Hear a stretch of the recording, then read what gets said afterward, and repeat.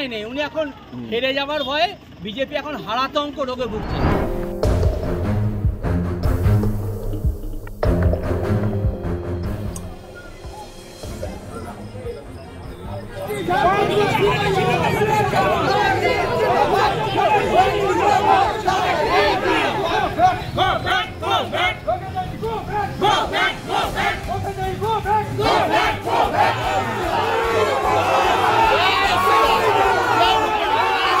আমি স্ট্রং রুমে আজকে দেখতে গেছিলাম, সারপ্রাইজ ভিজিটের জন্য গেছিলাম কাউকে না বলে। আমি গিয়ে দেখলাম এই দিকের বিল্ডিংয়ের যে কটা 5টা এসি রয়েছে স্ট্রং রুম, তার এই দিকের সাইডটা পুরো খালি, কোনো ফোর্স নেই, কোনো সিসিটিভি ক্যামেরা নেই। এবং আমার সঙ্গে এখানে এসডিপিও ছিলেন, আমার সঙ্গে দেখাচ্ছিলেন এবং ওনাকেও কনভিন্স করিয়েছি।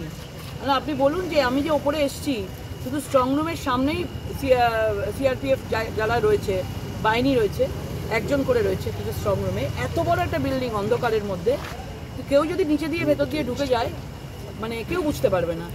তো ওনার শোনার পরে, আমি বলার পরে আমি চিঠি করেছি। চিঠি করার পর ওরা এখন ওরা সিসিটিভি ক্যামেরা লাগাচ্ছে এখানে। ওরা বুঝতে পেরেছে যে কনভিন্সিং লেগেছে লাগাচ্ছে। কিন্তু আজকে আমার সন্দেহই হয়েছিল যে এই জায়গাটা এত খালি, এখানে কি আছে দেখবো। এই কলেজ আছে, এখানে ইঞ্জিনিয়ারিং কলেজ। এখানে ভেতর দিয়ে ঢুকে দেখলাম পুরোপুরিভাবে অ্যাক্সেস আছে ভেতরের সাথে, মানে একটুখানি হাইটের 5 ফুটের পাঁচিল আছে, অনায়াসে ওপরে যাওয়া যায়। সেখানে বাঁশ ফাঁস দেওয়া আছে যদি ওপরে টপকানো যায়, এবং সেইখানে কোনো রকমভাবে কোনো ফোর্স নেই। এবং এইটা একটা ভেতর দিয়ে রাস্তা দিয়ে চলে গেছে, গিয়ে বাইরে দিয়ে বেরিয়ে গেছে, মানে এখানে মেন রোডে বেরোতেই হবে না। কোনো ক্যামেরা নেই, কোনো ফোর্স নেই, কিচ্ছু নেই, ভীষণ ক্যাজুয়াল।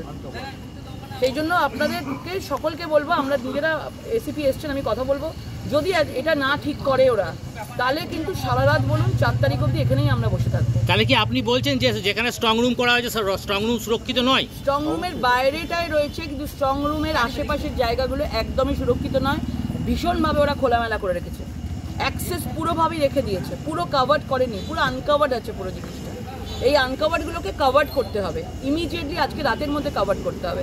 যতক্ষণ না এইগুলো কাভার্ড করবে আমরা এখানে থাকবো। কারণ আমাদের কাছে শুনছি অনেক উল্টোপাল্টা লোক আশেপাশের ইঞ্জিনিয়ারিং কলেজ বলুন সকাল বিকেল এদিকে দিয়ে যাচ্ছে, শোনা যাচ্ছে। আমি অনেক খবর পেয়েছি এবং সেই জন্য আমি খবর পেয়েই কিন্তু আমি এখানে এসেছি। স্ট্রং রুমে জানলা ফাংলা কি সব সিল করা আছে মনে হচ্ছে? সিল করা আমি দেখেছি, প্রত্যেকদিন আসতে হবে আমাকে স্ট্রং রুমে। আমি আজকে বুঝে গেছি যে এখানে প্রতিদিন দেখতে হবে এদেরকে, কোনোভাবে এদেরকে লুজ ছাড়া যাবে না। কিন্তু আশেপাশে যে পুরো খুলে রেখেছে ওরা, অ্যাক্সেস দিয়ে রেখেছে এটা কেন থাকবে?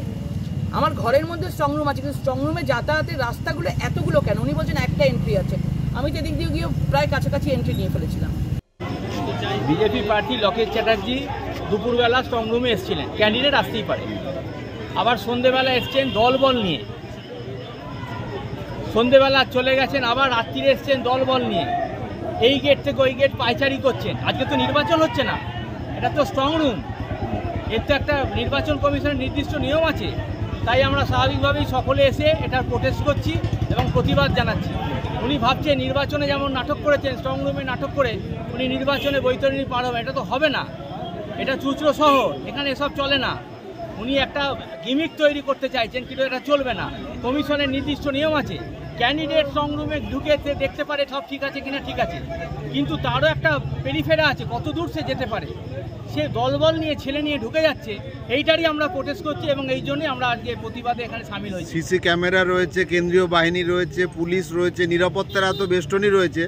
উনি আশঙ্কা করছেন ইভিএম নাকি চেঞ্জ হয়ে যেতে পারে, বদল হয়ে যেতে পারে। উনি আশঙ্কা করলে তার জায়গা আছে সেটা জানানো। উনি এরকম দলবল নিয়ে তো স্ট্রং রুমে ঢুকতে পারেন না, এই জায়গাটাতেই তো আমাদের প্রতিবাদ। আশঙ্কা উনি করছেন, উনি জানা নির্বাচন কমিশন আছে সেখানে জানাবেন, ক্যান্ডিডেট জানাতেই পারে, কিন্তু উনি দলবল নিয়ে স্ট্রং রুমে ঢুকে যাচ্ছেন কেন? এইটারই আমরা প্রতিবাদ করছি। আইপ্যাকের লোকজন নাকি এসে রয়েছে অনেকদিন ধরে, এগুলো তো ওনার একটা মানে একদম ফালতু অভিযোগ। স্ট্রং রুমে আবার কোথা থেকে কে আসবে? নির্দিষ্ট রেজিস্টার মেনটেন হচ্ছে, কোন দলের কে প্রতিনিধি এখানে ওয়াচার হিসেবে আছে তার তো নির্দিষ্ট রেজিস্টার মেনটেন হচ্ছে। রাজনৈতিক দলের লোকেরাও তো পাস দিয়েছে, তাদের অথরাইজ পাস দিয়েছে। কি উনি এসব আজগুবি কথা বলছেন? আর এত ছেলে নিয়ে স্ট্রং রুমে ঢুকবেন কেন? এইটার তো আমরা প্রোটেস্ট করছি। আজকে তো নির্বাচন নয়, এখানে রাস্তা দিয়ে পায়চারি করছেন। এটা একটা মেইন রোড, হাসপাতাল যাবার রাস্তা, উনি এখানটা জাম করে দলবল নিয়ে পায়চারি করছেন, এ মাথা থেকে ও মাথা যাচ্ছে। স্ট্রং রুমের সামনেও তো একটা 144 থাকে। হ্যাঁ, এসব উনি কিছুই মানতে চাইছেন না, উনি কিছুই মানতে চাইছেন না। উনি ভাবছেন আজকে নির্বাচন হচ্ছে, এটা বোধহয় বুথ। এটা যে স্ট্রং রুম, এটা বুথ নয়, এটাই বোধ শক্তি হারিয়ে ফেলেছে। উনি বলছে যে সিসিটিভি ক্যামেরা লাগানো নেই, তার জন্য তো নির্বাচন কমিশনে ওনাকে তো আপত্তি করতে হবে, ওনাকে তো কমপ্লেন করতে হবে। তার মধ্যে 200 ছেলে নিয়ে উনি তো সংগ্রামে ঢুকতে পারেন না। না ওনার যে এই অভিযোগ, জায়গাটাতেই তো আমরা প্রতিবাদ এটা করছি। কি কোনো উনি আপত্তি করুন না যেখানে করার, নির্বাচন কমিশন আছে সেখানে আপত্তি এরকম করবেন। কি কোনো সম্ভাবনা আছে নাকি? কোনো সম্ভাবনাই নেই। উনি এখন হেরে যাবার ভয়ে বিজেপি এখন হারাতঙ্ক রোগে ভুগছে।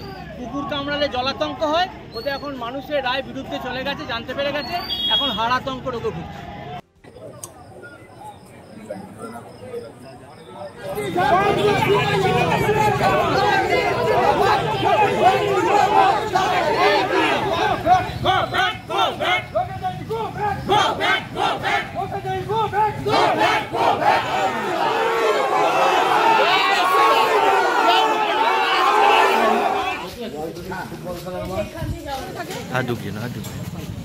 আটজন ওই পাঁচিল যেখানে আমরা দাঁড়িয়েছিলাম নেট